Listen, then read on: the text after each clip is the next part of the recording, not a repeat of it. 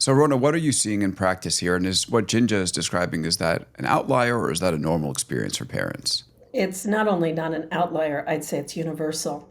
The pandemic really impacted all age children.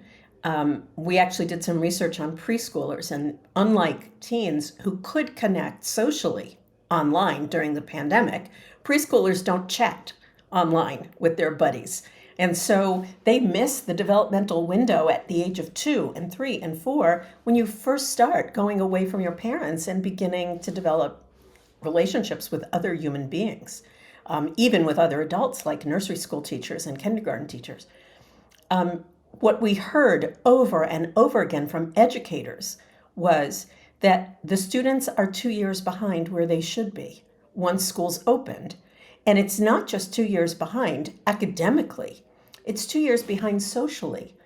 It's 2 years behind emotionally in their ability to tolerate frustration, to work consistently over a period of time, to do things that are challenging or difficult, to problem solve independently and with others, and to work collaboratively became incredibly difficult.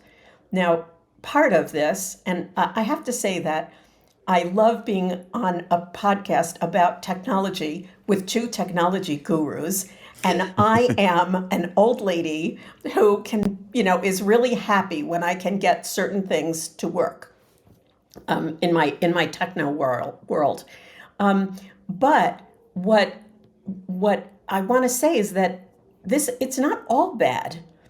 During the pandemic, the only way I could connect to my adult children and my grandchildren was through a screen.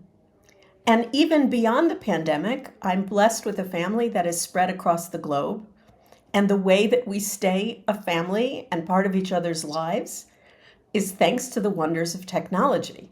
So the question is not, and the other thing is that the same discussions happened when the pencil was introduced, when writing, the technology of the written word, was introduced. The same conversations happened when the printing press made the written word available to the uneducated masses. People talked about it as if this is going to be the end of society as we know it. And yet some of the changes were for the better.